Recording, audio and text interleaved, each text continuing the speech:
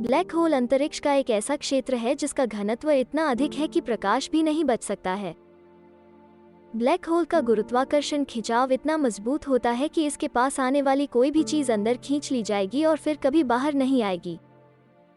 इन अजीब घटनाओं के अंदर बहुत कुछ चल रहा है और जबकि उनकी कल्पना करना मुश्किल हो सकता है, हम आपको यह देखने में मदद करने जा रहे हैं कि क्या हो रहा है। उनका तीव्र गुरुत्वाकर्षण खिंचाव ब्लैक होल को अंतरिक्ष में सबसे अजीब वस्तुओं में से कुछ बनाता है। खगोलविदों ने कई ब्लैक होल खोजे हैं और उनका अध्ययन किया है, लेकिन हम अभी भी इन विषमताओं के बारे में बहुत कुछ नहीं जानते हैं। उनकी अत्यधिक गुरुत्वाकर्षण विकृतियां हमें इन वस्तुओं के अंदर की गतिविधि को देखने से रोकती हैं, लेकिन अपने आसपास की वस्तुओं पर ब्लैक होल के प्रभावों का अध्ययन करके खगोलविद उनके आंतरिक कामकाज के बारे में कुछ सामान्य विचारों को कम करने में सक्षम हैं। ब्लैक होल का आकार उस वस्तु के द्रव्यमान पर निर्भर करता है जिससे वो बना है। वस्तु जितनी विशाल होगी, उसका ब्लैक होल उतना ही बड़ा और शक्तिशाली होगा। वैज्ञानिक जानते हैं कि प्रकाश सहित ब्लैक होल से कुछ भी नहीं बच सकता है, लेकिन वे जानते हैं कि वे एक्सरे के रूप में विकिरण उत्पन्न करते हैं। ऐसा माना जाता है कि यह विकिरण हॉकिंग विकिरण नामक प्रक्रिया से आता है। हॉकिंग विकिरण एक ऐसी घटना है जिसमें ब्लैक होल उप परमाणु कणों का उत्सर्जन करते हैं। ऐसा इसलिए होता है क्योंकि कणों के जोड़े लगातार बनाए जा रहे हैं, भले ही अन्य नष्ट हो जाएं। जब यह ब्लैक होल के घटना क्षितिज के बगल में होता है तो एक जोड़ा अंदर आ जाता है जबकि दूसरा बच जाता है। रिक्त स्थान से उत्पन्न होने वाले कणों की जोड़ी के कारण इस प्रभाव को निर्वात ध्रुवीकरण भी कहा जाता है। इस कारण से वैक्यूम ध्रुवीकरण वो हो सकता है जो समय के साथ ब्लैक होल का द्रव्यमान खो देता है और अंततः पूरी तरह से गायब हो जाता है। वैज्ञानिकों ने अभी तक इस घटना का निरीक्षण नहीं किया है, लेकिन उन्हें लगता है कि यह हमारे ब्रह्मांड के विकास और भाग्य में एक भूमिका निभा सकता है।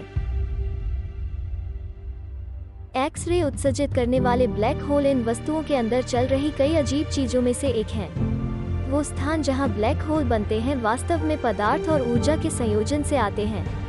इसलिए जब एक ब्लैक होल का जन्म होता है तो यह वास्तव में उन दो तत्वों के संयोजन से बना होता है जो इसे बनाने वाली मूल वस्तु से छोटा होता है।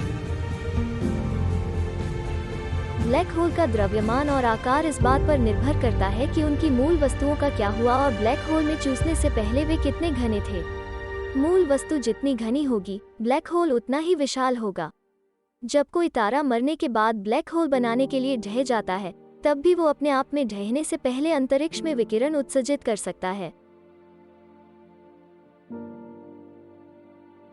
इसका द्रव्यमान जितना अधिक होगा और यह ब्लैक होल के जितना करीब होगा, इसका विकिरण उतना ही मजबूत होगा।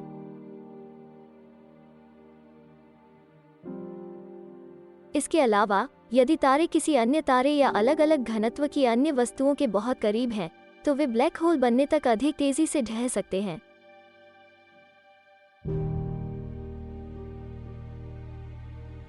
तारे कितनी तेजी से ढहते हैं और ब्लैक होल बनाते हैं, इन प्रभावों के कारण वैज्ञानिक अनुमान लगाते हैं कि हमारे ब्रह्मांड की शुरुआत लगभग 13 अरब साल पहले एक साथ सुपरनोवा विस्फोटों की एक श्रृंखला के साथ हुई थी।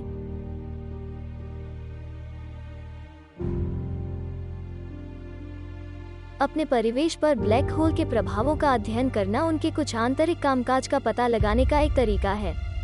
खगोलविद कुछ स्रोतों द्वारा उत्सर्जित ऊष्मा विकिरण की मात्रा के आधार पर ब्लैक होल के बड़े पैमाने और आकार का अनुमान लगाने में सक्षम रहे हैं।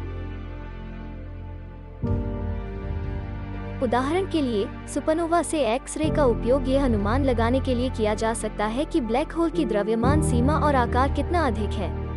वैज्ञानिकों ने यह भी पता लगाया है कि यदि कोई ब्लैक होल तेजी से घूम रहा है, तो वो अपनी बाहरी परतों को अपनी आंतरिक परतों की तुलना में अधिक चमकदार बना सकता है, क्योंकि यह घूमती हुई गैस से घर्षण के कारण होता है।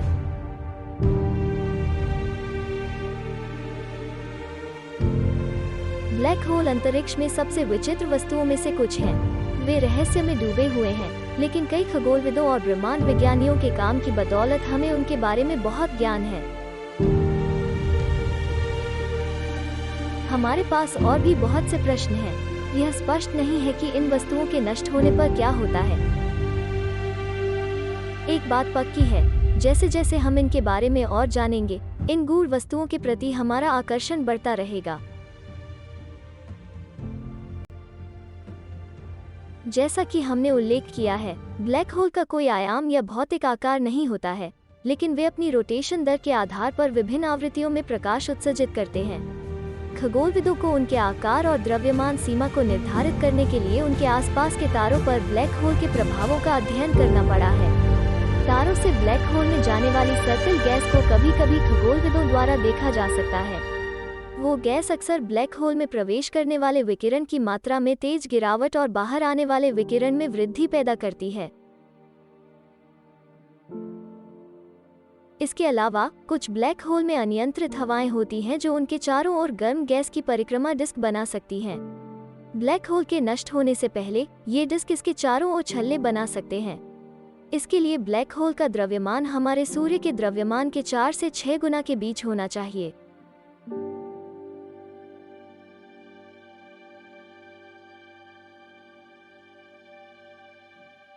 कुल मिलाकर ब्लैक होल में कुछ अजीबोगरीब गुण हैं। उनके पास तीव्र गुरुत्वाकर्षण क्षेत्र है और प्रकाश सहित कुछ भी उनसे बच नहीं सकता है। शोधकर्ता अपने आसपास की वस्तुओं पर उनके प्रभाव का अध्ययन करके इन अजीब वस्तुओं के बारे में अधिक से अधिक जानने की कोशिश कर रहे हैं।